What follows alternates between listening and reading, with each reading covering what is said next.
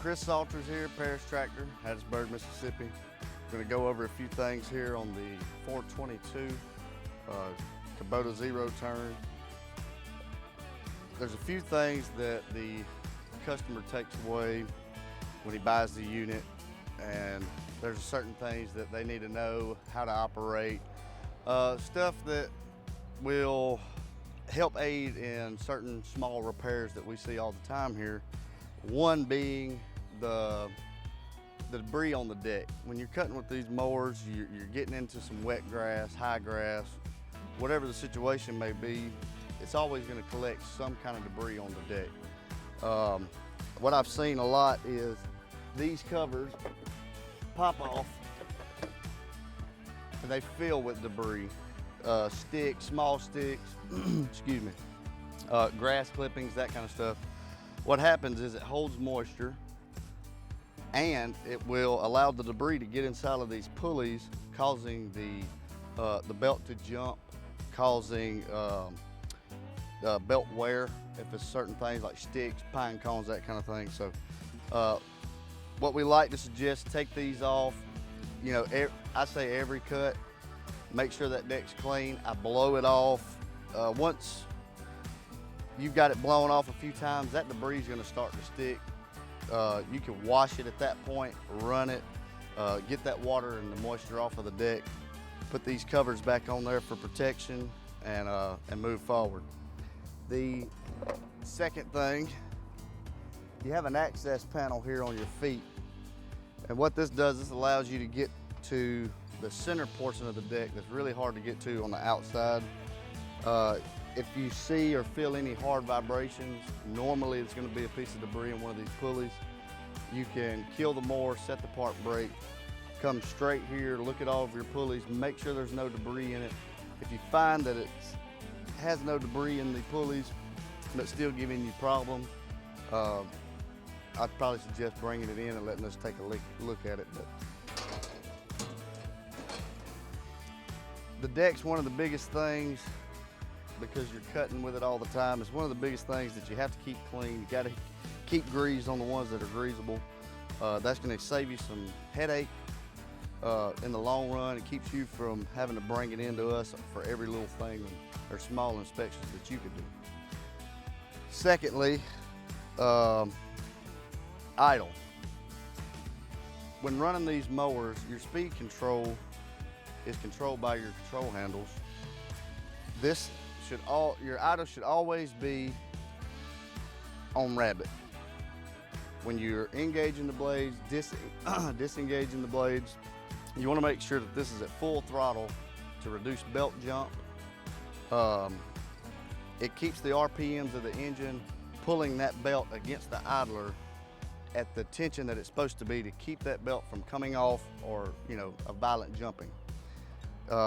When you engage the blades, make sure that you're out of your cutting area, maybe on the borderline edges of where your grass is going to be.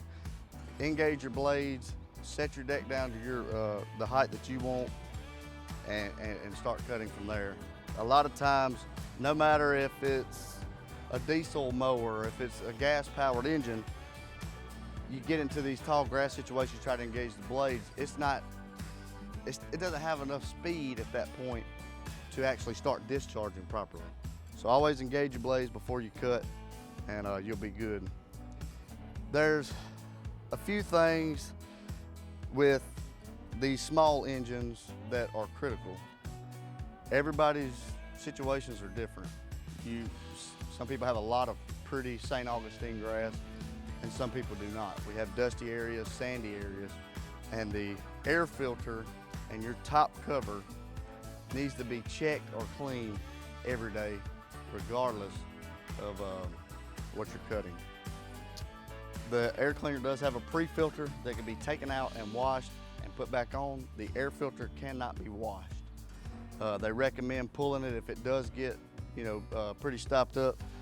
Tap it out on your tire, put it back in, make sure it's tight, put the cover back on, you'll be good to go. Checking your engine oil level that's the whole life of the mower. It does not have a radiator, it is not water cooled. An air cooled engine when it gets to a certain point, it's gonna start breaking that oil down just a little bit. So what you would do is you come to the side of the mower here, unscrew your oil dipstick, wipe it clean, take it in until it touches the dipstick base, and then check it. If you screw it in and it's full, more than likely it's not full of oil. It also indicates that on the dipstick. If you have to screw it in, it'll tell you. If you don't have to screw it in, it'll tell you. One of the problems that I have seen being the service technician is customer comes in, state they have a violent rattle on the lawnmower upon cranking. What this is caused by normally is the debris. If you have a lot of pine cones, gumballs, that kind of stuff, the easiest way to check for that, of course you feel the vibration, go underneath the back part of this mower, make sure it's, parking brakes on, mower's off. You can see your idler pulleys from underneath by the clutch. You can slowly turn that belt and make sure that there's no debris in the pulleys. If you see the belt protruding out past the pulley, that's gonna be where your debris is. Knock the debris out of it, crank it up. If there's no rattle, you're good to go. If there is, that's when I would suggest maybe bringing it in for us to look at. One thing that I have noticed with these deck wheels on the front is there's a lot of they're too low or they're too high. We do not set them here at Parish Tractor. Everybody's yard's different.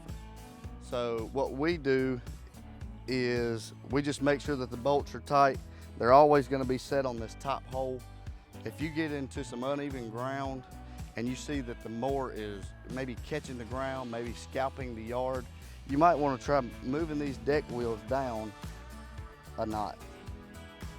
Go and cut your grass, see if that helps. If it doesn't help, you can keep moving it down to this bottom hole right here, which is going to leave you about 1.5 inches off of your cutting area. If you continue to see a problem with that, I would check the tire pressure on your tires. You have 20 psi in the back, you have 10 in the front. If you overinflate these tires, it's going to give you a violent wobble, let a little bit of air out. I usually say 2 pounds, 2 pounds at a time. Let out 2 pounds, test it, let out 2 pounds, test it.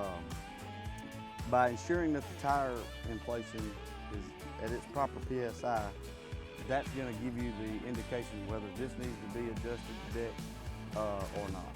So, last but not least is your deck height adjustment. The deck height adjustment is it's not complicated, but it's built very, very tough. It's made to withstand some of this debris and the everyday challenges that you face with cutting grass with sticks and pine cones, leaves. But there has been times where this gets a little tough to turn. All that is there's a cam right up under the right-hand side of the right-hand fender. If you'll take a blower or a water hose, clean this really good and put a small amount of penetrating oil on the top part of the shaft, that should free this up enough to where it goes right back to how it was when you bought the lawnmower. If not, I would suggest bringing it in and letting us take a peek at it. Other than that, always check your fluids before you run it. Make sure the deck is clear of all debris. If you see any unevenness, check your tire pressure first. Always have the idle at full throttle when you're operating the lawnmower, regardless, whether you're cutting grass or not. And if you have any issues with the mower, give us a call at any of our locations, contact the service department, we'll take care of it.